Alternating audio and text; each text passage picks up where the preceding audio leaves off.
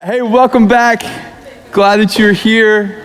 I tell you what, I was super glad that you went to school today because that meant that we would have had to cancel tonight and we didn't. And so the plan, and for future reference in the case like an epidemic breaks out, like the coronavirus becomes like a very real thing next week, just in case.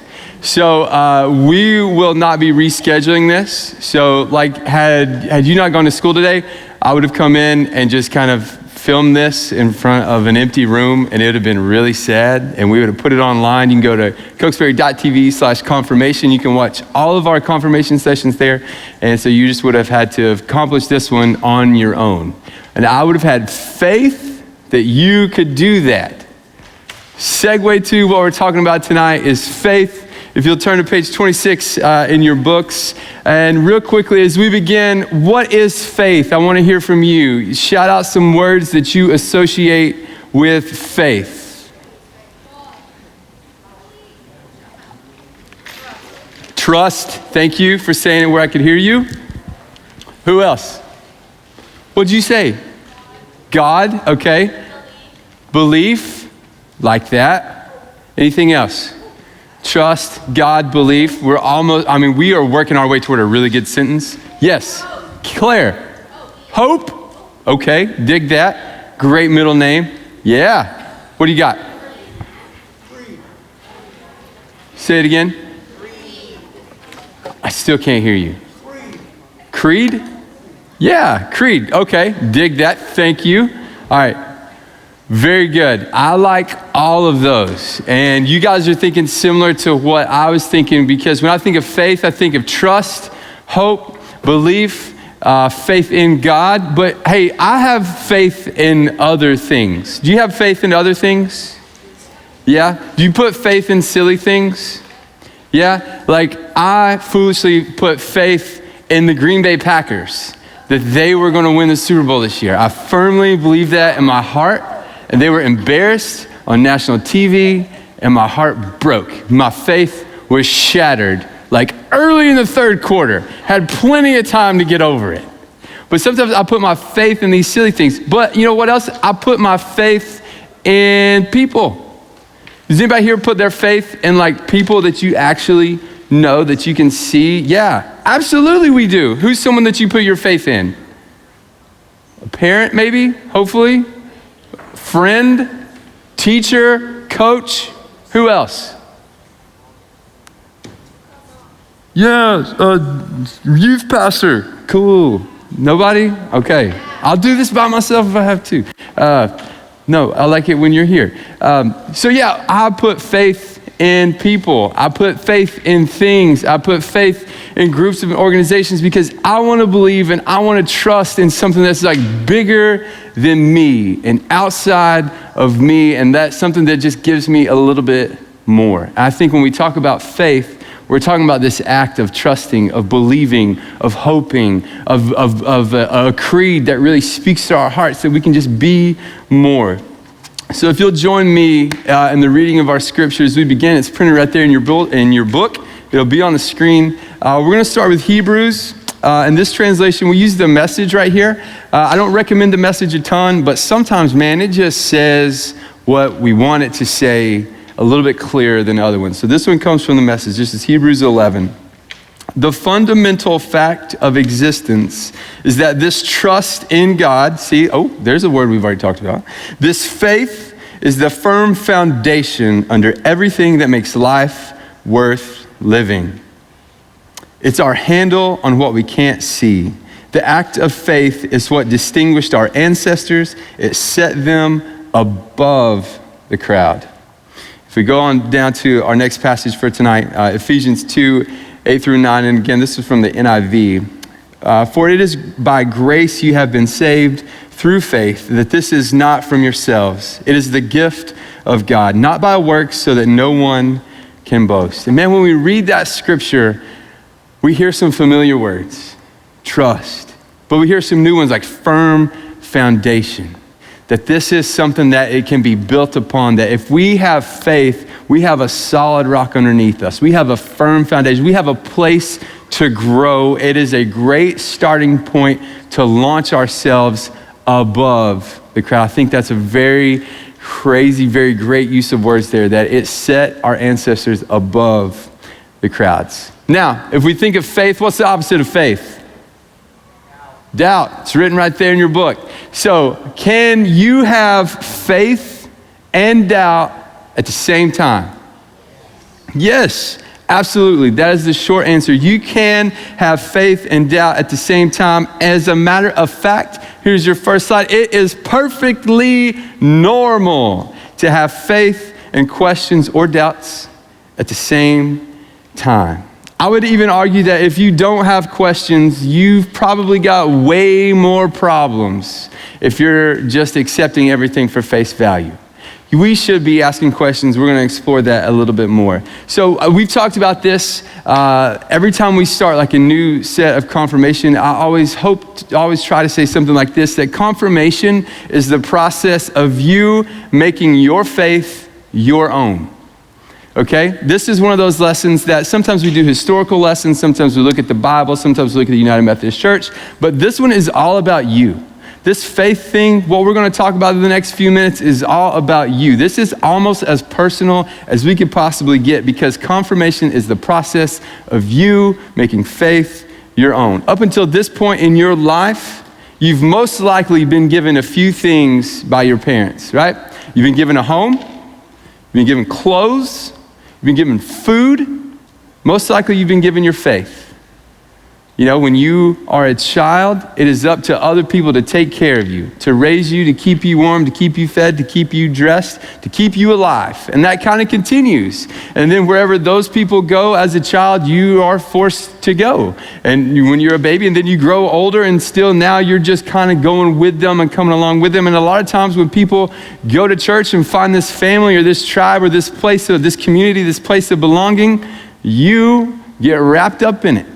Now, hopefully, right now, you're at a place in your life where we're making this fun and engaging, and you want to be here, and you've met people, and you're connecting in brand new ways, and now you're choosing to be here. And that's kind of what this confirmation deal is all about.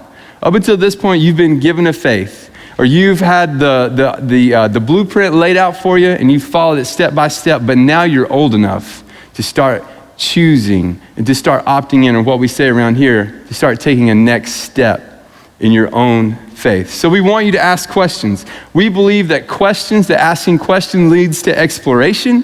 We believe that exploration, easy for me to say, leads to answers. And we believe that answers lead to faith. So if you have faith, you can have doubts, you can ask questions all at the same time. One of my favorite Bible characters is this dude named Thomas. And for your second fill in the blank, the disciple Thomas was the Bible's most famous doubter. Now, I've had the pleasure of talking about Thomas a couple of times, and I'm excited that I get to do it again because I love this dude, and he gets such a bum rap. This guy, his nickname is Doubting Thomas. He's like a wet blanket. It's like the Eeyore that follows, Doubting Thomas, didn't believe. You know, like that. It's just, why does he have this sad thing? Because I love this guy. When you get into his story, here is a guy that just wanted to encounter Jesus. So I'm going to read you 5 verses. This comes from John chapter 20. It starts in verse 24. It's not on the screen. I'm very sorry. But one of the 12 disciples, Thomas, nicknamed the twin, was not with the others when Jesus came. And they told him, "We have seen the Lord." But Thomas replied, "I won't believe it unless I see the nail wounds in his hands, put my fingers into them, and place my hand into the wound in his side." 8 days later, the disciples were together again, and this time Thomas was there. The doors were locked, but suddenly, as before, Jesus was standing among them. "Peace be with you," Jesus said. Then he said to Thomas, "Put your finger here and look at my hands. Put your hand into the wound in my side, and don't be faithless any longer, but believe." "My Lord and my God," Thomas exclaimed. And then Jesus told him, "You believe because you have seen me, but blessed are those who believe without seeing me." I love this story, and I hate how Thomas gets a bum rap from it. Let's go through this pretty quickly because I will take up the rest of our time talking about this guy. That's how much I love him. But let's look at a couple things. Number one, Thomas, for whatever reason, was not with the others when they saw Jesus. And they come back to him, they rush in there, it's like, Thomas, we've seen the Lord, we've seen the Lord. He's like, cool, but like, I'd like to see him for myself. This kind of sounds like a stubborn dude who really wanted to experience something for himself. Does that sound like anyone or every single person in this room right now? You are at this beautiful age where you want to experience it for yourself now. That you are no longer just going to accept the words of a friend, even how trusted they may be and how serious they might be, you want to feel that for yourself as well. Then what did Thomas say? He said, I want to see the wounds in his hand. I want to put my finger in his side. That is disgusting. That is something a middle school boy would do 100% of the time. I think Thomas, he had to be a young guy. He had to be a young guy. He was stubborn. He put his foot down and said, no, I want to see him too. And not only that, I want to hear it go, yeah, it had to be gross. He had to be young. He had to be a young dude. I'm convinced of this. And I love the fact that he just didn't settle. He didn't say, okay, I get it. I don't need it. Instead, he was bold enough. He had a doubt, he had a question, and he went to ask. He wasn't afraid to say, I want more. I want more. I want to believe. I want to be where you are, but I need more. 8 days later, and here's how I know we can have faith and doubts at the same time. Because 8 days later, Jesus again appears.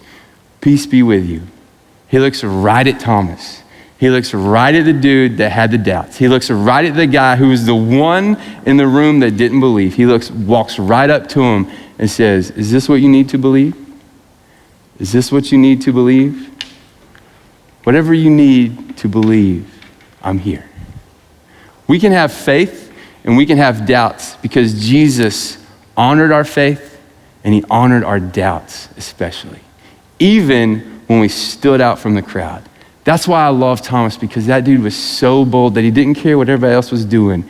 He wanted to experience Jesus. He wanted to know him, and he didn't care who or what they thought. And that is where Jesus met him. Can you have faith? Can you have questions at the same time? Absolutely. Because here's the deal. Whether Thomas believed or he did not, that didn't make Jesus any less real. Whether the other disciples saw him or not, that didn't make Jesus any less real. Whether Thomas had been with him and saw it and we never got this story, that didn't make Jesus any less real. Jesus was always there, and he always will be. Whether we believe or not, that doesn't qualify Jesus. Thomas had seen, he had heard, but he still had questions, and God answered those questions. And there are three things. I want you to go to the just the line pages, because these didn't make it in your notes. These are brand new. We're going to write down three things. I just want you to, number one, on the top of it, I just want you to say, if you want to conquer doubt, or you can just simply say, conquering doubt. Let that be the heading. And then number 1, 2, 3. We're going to go through these kind of quick. If you want to conquer doubt, a lesson we can learn from Thomas is you got to be bold.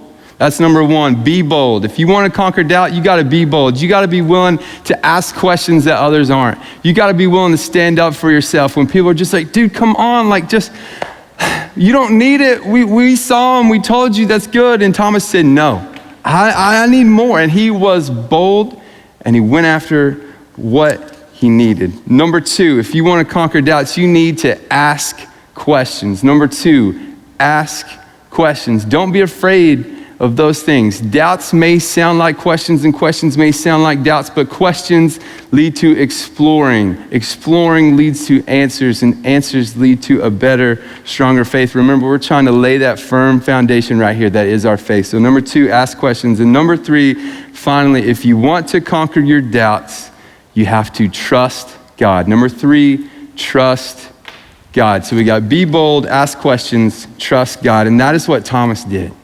Thomas was in this place where he wanted more. He wanted an experience. He wanted to be with Jesus. He wasn't afraid of anybody else.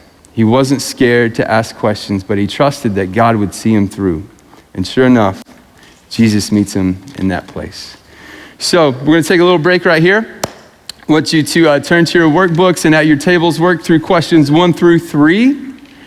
We'll give you a few minutes, and then we will come right back.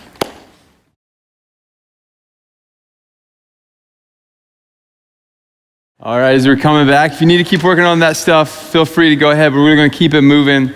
So if you have a faith, if you are understanding or beginning to understand it, if you've got some semblance of a firm foundation underneath you, what now?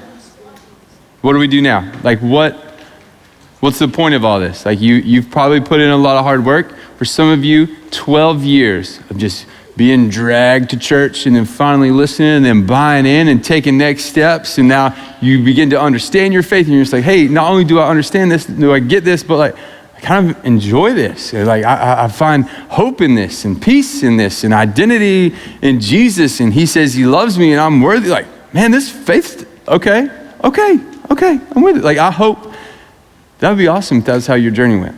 But then what do we do once we get there? Let's take a look at James chapter 2. This is verses 14 through 17. And again, I didn't put these on the screen. I'm really sorry. I'll let you down on the slides today. But here we go. James chapter 2, 14 through 17 from the NIV. What good is it, my brothers and sisters, if someone claims to have faith but has no deeds? Can such faith save them? Suppose a brother or a sister is without clothes and daily food.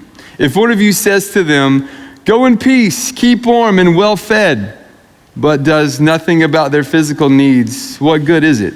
And in the same way, faith by itself, if it is not accompanied by action, is dead.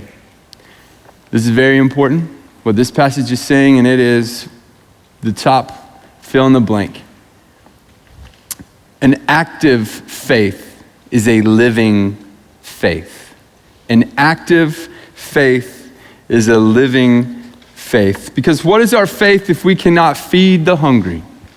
What is our faith if we cannot be a friend to the bullied? What is our faith if we cannot share hope with the broken?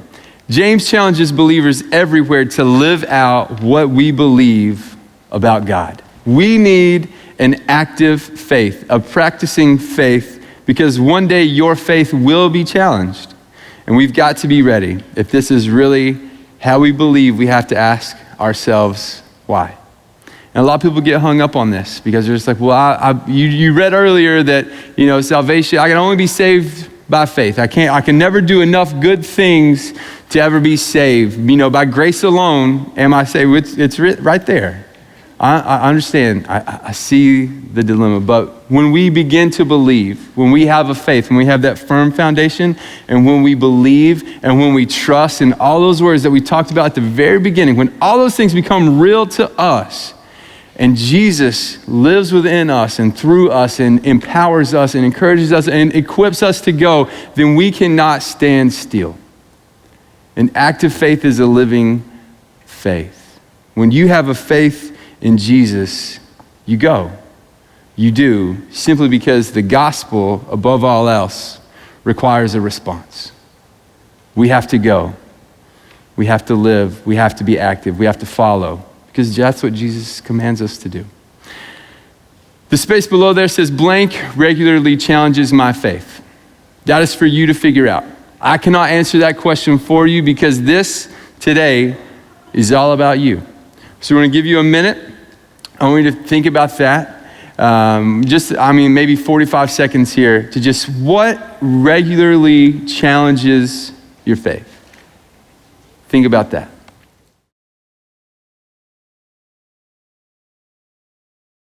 All right, if you need more time, you can have it right now because I want you to just transition straight into questions number 4 and 5. Do questions 4 and 5, and then we'll come back and wrap this thing up in a few minutes. All right, so we're going to wrap up a little bit early today, but look, remember, today's all about you, and especially this next part. You cannot get it wrong. The only way you can get it wrong is by not even trying, okay? So what we're going to do today is a little bit differently than how we did this 2 years ago, but it's the foundations of our faith exercise. So it's kind of like a building blocks of faith, Okay, you can't get it wrong. This is all about you and what you believe. And so I want you to think of this. There's a word bank there to help you get started, just to give you some ideas. But I'm gonna walk you through kind of how this is personal for me. So if I was to show you like my personal like foundations of my faith, I would start with my mom. She was right there. Obviously, since the beginning of my life, my mom's been right there. My mom introduced me to Jesus when I was 6 years old. She actually won an award for being the mother with the youngest baby at church. Because I was born on May 4th, and Mother's Day, I guess, was like either a week or two later, and she showed up with me there. I have literally been going to church since I've been in this world, and my mom has to be part of my foundation of faith because she has introduced me to things like Jesus. Jesus would be another huge part of who I am and of my foundation of faith. I'll never forget, Jesus became very real to me in a Christmas pageant, December 22nd, 1991, the Loveland Baptist Church in Knoxville, Tennessee.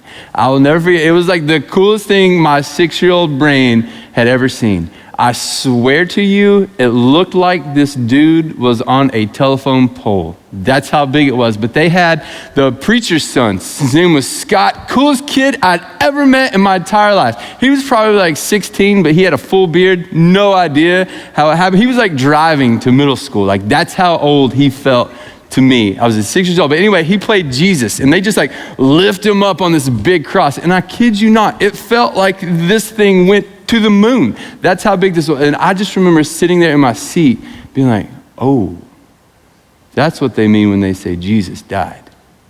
And then Scott like busted out of this like tunnel later, and he was like, "Hey, I'm back, I'm alive." You know, it was way cooler than that. But that was like my encounter to Jesus, and that was because my mom introduced me to this man named Jesus. And since I've been 6 years old, Jesus has been a part of my life and changing every single day. And Jesus became even more real to me when I started going to Kodak United Methodist Church, because that was a group of people that loved my family because we were there. That's it. It was a group of strangers one day. It was a family a week later. It was crazy how that happened. There was a church that welcomed us and loved us simply because we were there.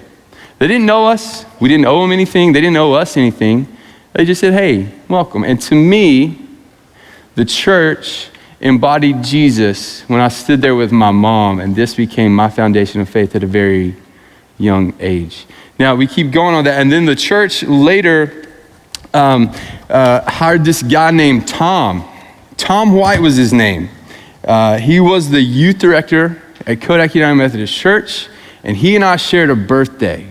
And I don't know if you've ever met a youth director when you're like 14 and you figure out you guys have the same birthday, but it will blow your mind. I had never met anyone that shared my birthday, and not only did Tom share my birthday, Tom had a best friend who also shared my birthday. I went from like knowing nobody to having two brand new best friends that were older than me, but you know what? They loved Jesus. They love the church. They love my family. Tom, to this day, almost 20 years later, is still a foundation of my faith. And Tom left and took other jobs, and there were other mentors and people that came into my life, but there's always been someone that I've trusted simply because they love me, because they modeled a life after Jesus.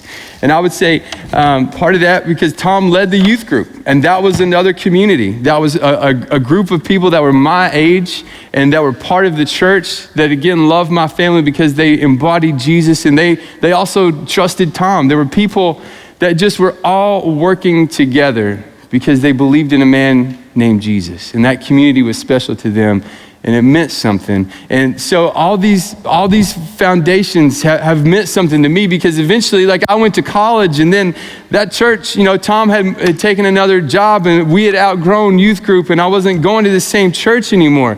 But because of this foundation, I began to know who I was and what my life was going to be and who Jesus was for me and what I meant to Jesus, that when doubts came and college came, which is just like, you know, 3.5 to like 7 years or whatever of just a bunch of questions and some doubts, there was a firm foundation that I could come out on the other side and say, I am meant for more than this because I am loved, I am known, and I'm valued. And all of those three things comes from a firm foundation of faith. And I'm happy to say today, and I'm going to say it because I've been with them this week, and it is absolutely a life-changing experience. And they get a different color because they're the new one and the one that's in progress. And this is my small group. This right here, this is a collection of adults in their early 30s, just like me and my wife. They have young children, just like me and my wife, that we sit around, and you know what we do? We rejoice together. We talk about how great our week has been. And sometimes we cry together because sometimes life is just tough to do it by yourself. And we laugh and we struggle, but we're there together. This has been a group of people that have a firm foundation, that love the church, that love my family, that embody Jesus, that are mentors and reach out and are just a community that love me. For me, that's my story. I don't know what yours is. I hope somewhere on there, Jesus is a foundation for you. I hope selfishly that you say this church and Cokesbury Student Ministry is part of your faith foundation. But we want you to take a minute. There's some suggestions there to get you started. But what is it for you on your journey that's part of this firm foundation of faith? And here's the thing. Even if you can only think of one of the 6 answers, one is enough. We hope you have 6. One is enough. Tell your story right here.